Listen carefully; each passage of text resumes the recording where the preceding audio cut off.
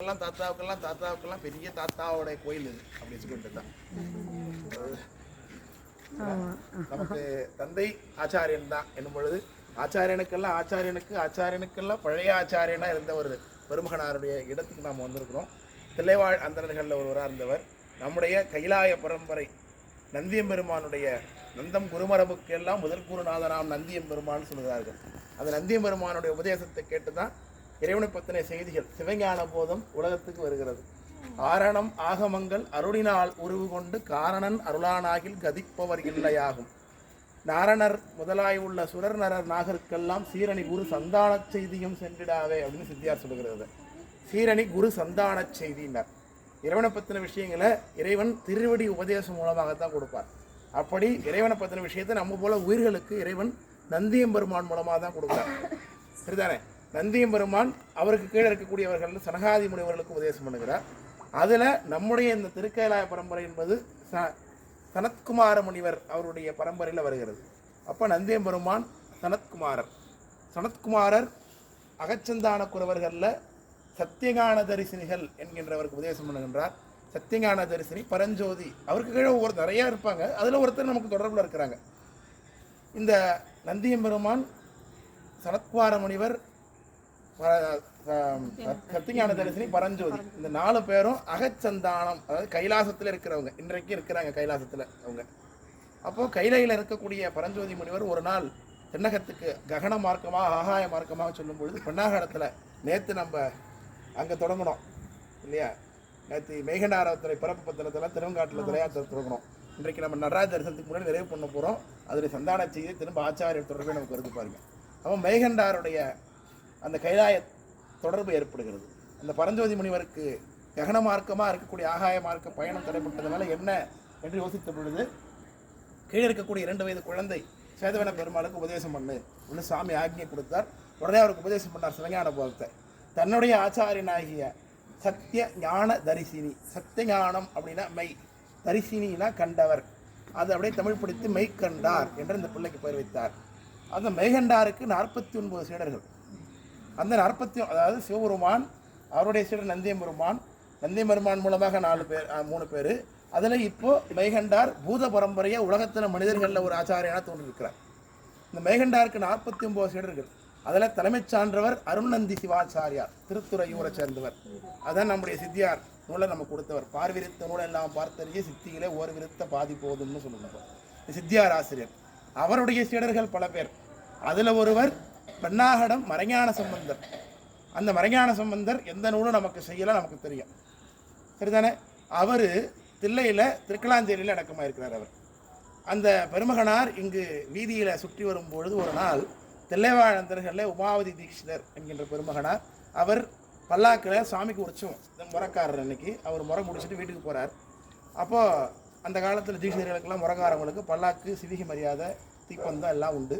அப்படி போகும்போது இவர் மேலே ஏறி வரும் பொழுது அவரை பார்த்து நேத்தி அங்கே திருவெண்காடர் பட்டினத்தாருக்கு எப்படி காதற்ற ஊசியும் வாராது கான் கடைவழிக்கை வாசக தீக்கையாக இருக்கோ அதே மாதிரி இங்கே பட்டகட்டையில் பகர்குருடி ஏகுது காணீர் அப்படின்னு சொன்னார். அதை கேட்ட மாத்திரத்தில் இவருக்கு அந்த ஞான உபதேசம் கைவரப்பட்டது. இந்த இடத்துல பட்டகட்டை என்பது ஒரு நேரடியாக பார்க்கும் பொழுது பல்லக்கு, எப்போ செத்து போன ஒரு மரம், அது மேலே பகல்லையே தீவிட்டி பிடிச்சிட்டு போகிறார், அதனால் பகற்குருடு போகிறார் அப்படின்னு நேரடி சாடல். ஆனால் உள்ளே பார்த்தீங்கன்னா இந்த உலகத்தில் நாம் எல்லாம் இந்த உடம்பெடுத்து பெருவெடுத்து வந்திருக்கிறோம்னா இறைவனுடைய திருவடி அடைவதற்காக, ஆணவ மலமாகிய இருட்டிலிருந்து நீங்குவதற்காக இறைவன் நமக்கு ஒரு தற்காலிகமாக பொறுப்புடைய மாயை புணர்ப்பின்கண் இந்த தனுக்கரண போன பாகமாகிய உடம்பையும் உலகத்தையும் கொடுத்துருக்கார். இந்த உடம்பு உலகத்தை இந்த உறவுகளெல்லாம் வைத்துக்கொண்டு சிவபெருமான் தான் கர்த்தா என்பதை கண்டறிந்து நாம் சென்று அடைய வேண்டும். இப்போ நமக்கு எல்லாருக்குமே சிவபெருமான் தான் தலைவன்னு தெரியும், உலகத்துக்கு கர்த்தாவர் தான் தெரியும். ஆனாலும் பந்தபாசத்தைன்னு விட்டப்பாடு இல்லை. அப்போது இந்த விளக்கு எதுக்கு போட்டிருக்காங்க? இப்போது இருட்டாக இருக்குன்னு போட்டிருக்காங்க. நாளைக்கு சூரியன் வந்ததுக்கு பிறகு இந்த விளக்கு இருந்தால் மதிப்பு இருக்கா? இல்லை. அது பகல் விளக்கின் மாய்ந்திடும்னார் அது. அப்போது இந்த உடம்பு உலகம் எல்லாம் விடிவாம் அளவும் விளக்கணையமாய் இருட்டாக இருந்தால் பயன்படுத்தலாம். இருட்டு இல்லைங்கும் பொழுது வச்சுருந்தோன்னா பகல் குருடு. அதுபோல் இந்த உடம்பு உறவுகளை எல்லாம் என்ன கை கொண்டிருக்கிறாய் உமாவதி? நீ பட்டக்கட்டையாகி இந்த உடம்புல பகற்குருடாக வாழ்ந்து கொண்டிருக்கிறாய், இந்த மாயை இன்னும் கைப்பற்றி கொண்டிருக்கிறாயே, உண்மைநிலையை கண்டறிவாய் என்று உபதேசம் பண்ணுகின்றார். உடனே பல்லாக்கிலேருந்து இறங்கி ஓடுகின்றார். அவர் அங்கு செல்கின்ற வழியில் தன்னுடைய சீடராக ஏற்றுக்கொள்ள வேண்டும்னார். அப்போ அவர் அங்கே ஒரு நெசவாளர் தெருவில் அந்த நூலுக்கு பாவு போடக்கூடிய அங்கே இருக்கக்கூடிய கஞ்சி வாங்கி அவர் சாப்பிட்டார். அதனுடைய எச்சில் வழிந்தது, அதை எடுத்து இவர் சாப்பிட்டார். அந்த அளவுக்கு பக்குவம். அதாவது தீட்சிதர் பிராமணர்களே வசந்தவர்கள் சொல்கிறார்கள். அவர்களில் ஒருத்தர், அவர் அஷ்டசகஸ்திர பிராமணர் மலைஞான சம்பந்த பெருமானார். அவர்கிட்ட சீடராக சேர்ந்ததுனால இவருக்கு சிவஞானம் கைவரப்பட்டுருச்சு. நந்தியமருமானுக்கு என்ன உபதேசம் கிடைச்சோ அது வந்துருச்சு இப்போ. ஆனால் தீட்சிதர்கள் ஏற்றுக்கல. அவர் ஜாதி பிரச்சனை பண்ணி ஒதுக்கிடுறாங்க உமா சிவாச்சாரியாரை. அதனால் அவர் அங்கேருந்து புறப்பட்டு சிவஞானம் கை கூட்டிடுச்சு இல்லையா, அதனால் ஞான நெட்டை உடையாருக்கு சீலம் இல்லை, தவம் இல்லை, கோலம் இல்லைன்னு சொல்லப்பட்டது. அப்படி அவர் வந்து இந்த கொற்றவன்குடி என்கின்ற இந்த இடத்துக்கு பேர் கொற்றவன்குடின்னு பேர். கொற்றவன்குடியில் வந்து தனியாக ஒரு மடம் வைத்துக் கொள்கிறார். தன்னுடைய பூஜாமூர்த்தி வைத்துக்கொண்டு ஒரு பூஜை பண்ணுகிறார். இப்படியே சென்று கொண்டிருக்கும் பொழுது அவருடைய முறை திரும்ப வருது நடராஜா பூஜை பண்ணுறது. நடராஜா பூஜை பண்ணும்போது அங்கே தினக்கு 6 கால அபிஷேகம் ஸ்படிகலிங்கத்தில் நாமெல்லாம் அடியார்கள்லாம் காலை பூஜை பண்ணதை பார்த்துருப்பீங்க. அதுபோல தீட்சிதர்களுடைய ஆன்மார்த்த மூர்த்தி அங்கே வச்சு பூஜை பண்ணுவாங்க. 6 காலம் நடக்கும். அந்த ஸ்பட்டகத்தில் திறந்து பூஜை பண்ணிவிட்டு அபிஷேகம் பண்ணிட்டு திரும்ப கொண்டு உள்ள வச்சுருவாங்க. 6 காலம் அங்கே நடராஜ சபையில் பார்க்கலாம். அந்த மூர்த்திக்கு அன்னைக்கு உள்ள தீட்சிதர் பூஜை பண்ணுவார். உள்ளபடியே அவருடைய மூர்த்தி அந்த முறை வருகிறது. ஆனால் அவரை விலக்கி வச்சுட்டதுனால இவர் அங்கே போகலை. ஆனால் சுவாமி என்ன பண்ணுறார், சிவஞானி இல்லையா, அதனால் அவரை விடக்கூடாதுன்னு அன்றைக்கு தீட்சிதர் வர வேண்டிய தீட்சிதர் போய் வேறு தீட்சிதர் வரார். போய் பெட்டியை தான் சாமியை காணும். உடனே சாமியை காணு பதற, நாம் கொற்றவங்குடியில் உமாபதியின் பட்டகத்தில் இருக்கிறோம் அப்படின்னு நடராஜா திருவாக்கு கொடுத்தார். அப்புறம் அவரை அழைச்சிட்டு வந்து கோலாகலமாக திருவிழா பண்ணி கொண்டாடுறாங்கன்னு விசேஷமாக இருக்குது. அதற்கு பிறகு ஒரு நாள் ஆணி திருமந்திரத்தில் கொடியேறலை என்று சொல்கிறார்கள். அப்போது கொற்றவன்குடியை உமாதியை கொண்டு வந்து பாட வச்சா கொடியேறணும்னு சாமி சொன்னார் நடராஜா. அப்போ தான் அவர் பாடின 4 பாடல் நமக்கு தெய்வத்தான சாஸ்திரத்தில் ஒரு சாஸ்திரமாக இருக்குது. கொடிக்கவினே அதுக்கு பேர். ஒளிக்கும் இருளுக்கும் ஒன்றே இடம், ஒன்று மேலில் ஒன்று ஒளிக்கும் அப்படின்னு பாடுறார். அது 4 பாடலில் கொடியேறினது சொல்கிறது. அப்புறம் இவர் நிறைய அற்புதங்கள். அவருடைய பெற்றான் சாம்பாருக்கு முத்தி கொடுக்க முறை, அது சிவபெருமான் கடிதம் கைப்பட எழுதின பெருமை உடையவர் 2 பேர் இருக்கிறாங்க.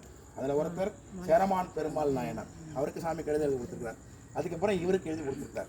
பெத்தான் சாம்பான்னு சொல்லி தாழ்ந்து குளத்தை சேர்ந்த ஒரு அடியவர் நடராஜாவை பார்த்து எனக்கு முத்தி வேணும், எனக்கு முத்தி வேணும், எனக்கு உபதேசம் வேணும் கேட்க அவர் இதை பாருங்க நடராஜாட்ட கேட்குறாரு. நடராஜா முத்தி கொடுன்னு முடிவு பண்ணிட்டார். அவரே முத்திக்கு வாழ்ந்துட்டுருக்கலாம்ல. கைலாய பரம்பரையில் வந்த ஆச்சாரியன் மூலமாக உபதேசம் மூலமாக தீக்கை மூலமாகத்தான் செய்ய வேண்டும் என்று அவருக்கு ஒரு கை செட் எழுதி கொடுக்குறார். கொற்றவன் குடியாருக்கு அழகிய சிற்றம்பலமுடையான் எழுதியது அப்படின்னார். பெத்தாஞ்சாமானுக்கு முத்தி கொடுக்க முறை. முத்தி கொடுக்க வேண்டிய சிவபெருமான். ஆனால் சாமி என்ன சொல்கிறாரு, உமாபதிகிட்ட சொல்கிறார் முத்தி கொடுன்னு. அப்போ உபதேசம் மூலமாக முத்தியை கொடுக்குறார்.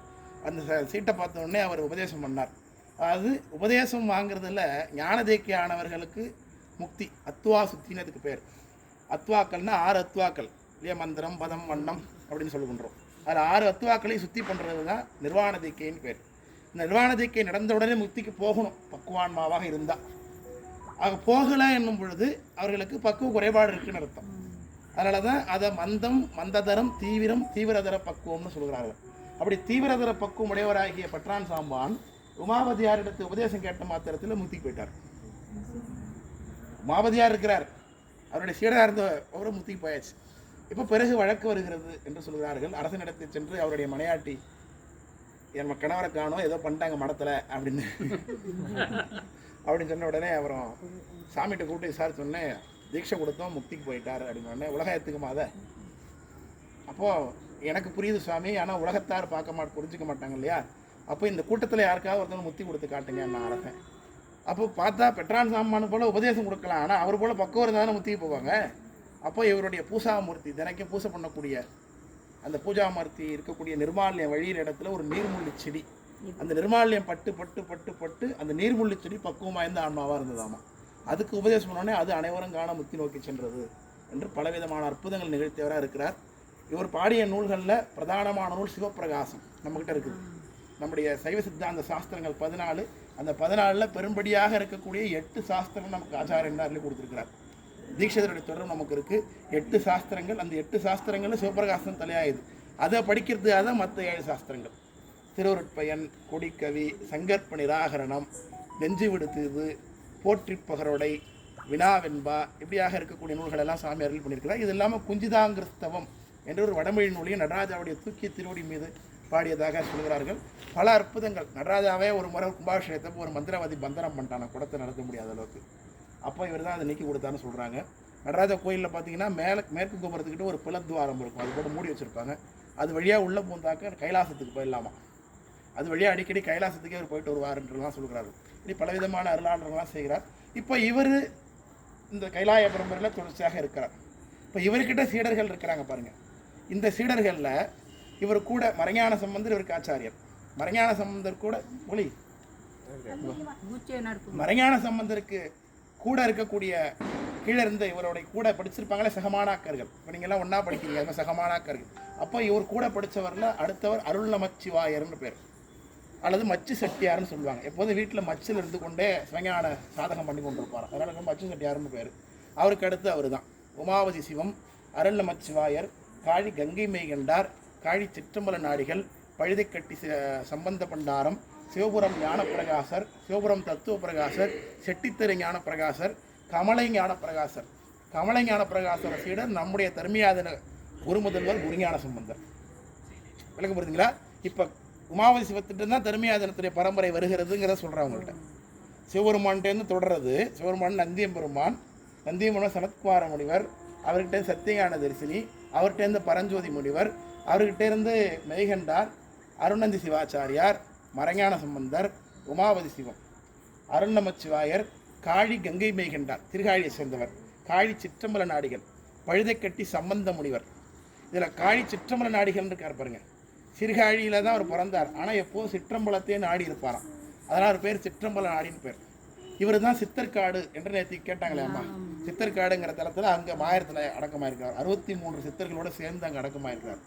அந்த பக்குவத்தை பற்றி பேசுவோம். அவருடைய சரித்திரம் பேசும்போது பார்த்தீங்கன்னா, அவருடைய 63 சீடர்கள் இருக்கக்கூடிய அவருடைய மடத்தில் மாகேஸ்வர பூஜை நடந்து கொண்டிருந்திருக்கு. மாகேஸ்வர பூஜையில் நெய் விட்டு வந்திருக்காங்க சாப்பாட்டில். அன்னைக்கு பரிசாரகர் நெய்க்கு பதில் வேப்பனையை கலந்து மரத்து ஊட்டுறார் தெரியாமல். எல்லாரும் சாப்பிட்டுட்டு இருக்கிறாங்க 63 சீடர்களும். ஒரே ஒரு சீடர் கண்ணப்பர் மட்டும் என்ன கசக்குதுன்னு இருக்கார். உடனே அதுக்கு சிற்றம்பலாடி சொன்னாலாம், அவிச்சுவை அறிவான் தவச்சுவை அறியான். யார் சாப்பாட்டுடைய டேஸ்ட்டை பார்க்குறாங்களோ அவர்களுக்கு தவத்தினுடைய சுவை தெரிய போகிறது இல்லை அப்படின்னு சொன்னார். உங்களுக்கு பக்குவம் இல்லை, அதனால் யாத்திரை போயிட்டு வாங்கன்னு அனுப்புனார். அப்புறம் உரிய காலத்தில் அந்த 63 சீடர்களோட கூட அவர் ஒரே சமாதி குழியில் இறங்கியிருக்கிறாங்க. அதனால் சித்தர்காடுன்னு பேர். மயிலாடுதுறைக்கு மேற்கா இருக்குது.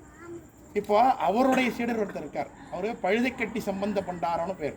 அவர் எப்பொழுதுமே காலில் ஒரு வைக்கோல் பெரிய கட்டிகிட்டே இருப்பாராம். அதாவது நான் செத்ததுக்கு பிறகு வேற எங்கேயும் செத்துட்டா கூட என்னை வைக்க புரிய பிடிச்சி இழுத்துட்டு போய் சிதம்பரத்தில் போட்டுருங்க. அந்த அளவுக்கு சிதம்பரத்து மேலே அவருக்கு பக்தி. புழுத்து செத்தாலும் இழுத்து செத்தாலும் பாட்டு பாடி வச்சிருக்காரு. பழுதை கட்டி இழுத்து செத்தாலும்னார், சிதம்பரத்தில் சென்று சாவது மேல்னார். அப்படி அந்த அளவுக்கு சிதம்பரத்து மேலே அவங்கெல்லாம் விருப்பமாக இருந்திருக்கிறாங்க. இப்போ பார்த்தீங்கன்னா உமாய சிவாச்சாரியர் தங்கியிருந்து அருளாட்சி செய்து கொண்டிருந்த இடத்துல, இந்த மூலமூர்த்தி இருக்கிற இடத்துல அவருடைய மூர்த்தி குருமூர்த்தி தலமாக இது இருக்கு அமைஞ்சிருக்கு. அப்படியே வளமாக வெள்ள போனீங்கன்னா அந்த கார்னரில் அருள் நமச்சிவாய தேசிகர் அவருடைய அடுத்த சீடர். நம்முடைய தாத்தாவுக்கெல்லாம் தாத்தாலாம் இங்கே இருக்கிறாங்க. இப்போது கைலாய பரம்பரையில் தர்மியாதனத்தை இப்போது உமாயஸ்வரத்திற்கு கீழே வரும்போது அதில் கமலை ஞானப்பிரகாசர், கமலை ஞானப்பிரகாசர் உபதேசம் கேட்டவர் நம்முடைய குருஞான சம்பந்தர். இப்போ குருஞான சம்பந்தத்திலேருந்து ஆனந்த பராசவர், சச்சிதானந்த தேசிகர், மாசிலாமணி தேசிகர், ஞான சம்பந்தர், திருஞான சம்பந்தர், இப்படி வரிசையாக 26 சன்னிதானம் 27ஆவது சன்னிதானம் வரலாட்சி பண்ணிட்டு இருக்கிறாங்க. இந்த பரம்பரை தொடர்ச்சி அப்படி இருக்குது. விளக்க முடியுதுன்னா, அந்த கைலாய பரம்பரையில் ஒரு சிவஞான சித்தி நெறி காட்டும் என்று நம்ம சொல்லுகின்றோம். சிவஞான சித்தியை நம்ம முதன்மையாக கொண்டிருக்கிறதுனால இப்போ இந்த 2 சன்னதி இங்கே இருக்கிறாங்க. அவங்க 2 பேரும் இங்கே தரிசனம் பண்ண வேண்டியது. வெளியில் அங்கே போகும்போது இந்த கார்னரில் ஒரு விநாயகர் சன்னதி இருக்கும். இந்த விநாயகர் சன்னதி தான் அந்த பழுதை கட்டி சம்பந்த பண்டாரன்னு சொன்ன பாருங்க, காலில் வைக்கல, அவருடைய சமாதி தான் அது. விநாயகர் கோயிலாக அது இருக்குது. அவருடைய சீடர் தானே அது. அவருடைய குருநாதர் சிதம்பரத்தில் தானே இருக்காங்க. அப்போ அவருடைய அந்த பழுதை கட்டி சம்பந்த பண்டாரத்துடைய சமாதி தான் விநாயகர் கோயிலாக இருக்கும். விநாயகர் இருப்பார், கீழே தனியாக சிவலிங்கம் இருக்கும். அது அவருடைய அடக்கஸ்தலம். இது உமாய சிவாச்சாரியுடைய குருமுருத்தம். அந்த பக்கம் பண்ணால் அருள் நமச்சிவாயரோட குருமுருத்தம். அந்த பெருமகனாரெலாம் இங்கே ஜீவ சமாதியாக இருக்கிறாங்க. இது ஆச்சாரியத்தலம். இவருடைய குருநாதர் மறைஞான சம்பந்தர் திருக்கலாஞ்சேரின்னு இருக்கிறார், பைபாஸ் பக்கத்தில் இருக்குது. இப்போ சிதம்பரமே அப்படி இருக்குது. இன்னொரு விஷயம் சொன்னால், நம்முடைய தர்மியாதனத்தினுடைய 4வது மகாசனத்துக்கு கீழே வந்த வெள்ளியம்பலவான தம்பரன், அவரை பற்றி அடிக்கடி நம்ம வகுப்பில் பேசியிருப்போம். முத்தினிச்சத்துக்கு மாபாடியம் பண்ணியவர், ஞானாவரண விளக்கம் பண்ணவர், முதுமொழி மேல்வை பண்ணவர், அது பெருமகனார். அவருடைய ஜீவசமாதி சிதம்பரத்தில் தான் அமைந்திருக்கு. அது நம்ம மடத்தை ஒட்டி இருக்குது. அதுவும் ஒரு குளக்கரையில் சம்பந்த புலம்னு பேர், அங்கே அமைஞ்சிருக்கு. இப்படி சிதம்பரம் முழுக்க இப்படி சித்த புருஷர்களால் இணைந்திருக்கு. நடராஜாவை நாடி இருக்கிறாங்க.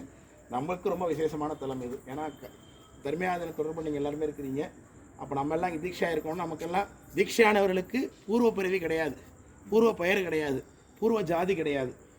தீட்சை ஆகும்போது வியோமவியாபிங்கிற சாமி மூலமாக வாகீஸ்வரிங்கிற அம்பாள் கர்ப்பத்துக்குள்ளே புகுந்து புது பிறவி எடுக்கிறோன்னு அர்த்தம். அப்போ பூர்வம் எதுவுமே நமக்கு கிடையாது, எல்லாமே புதுசு தான். அப்போ பூர்வ ஜாதியோ பூர்வ உறவுகளோ எதுவுமே இல்லை. இப்போ யார் தான் ஒரே உறவு? நம்முடைய ஆச்சாரியன் தான் நமக்கு தந்தை, ஆச்சாரியனுக்கு ஆச்சாரியன் நமக்கு தாத்தா, தாத்தாவுக்கு தாத்தாவுக்கு தாத்தாவுக்கு எத்தனையோ தாத்தா. நம்முடைய உடல் வழி உறவு தெரியாது, ஆனால் உயிர் வழி உறவாகிய ஒரு தாத்தா வீட்டுக்கு நம்ம இன்றைக்கி வந்திருக்கிறோம். அவருடைய சமாதியை நம்ம கொண்டாடுறோம், வழிபாடு பண்ணுறோம்.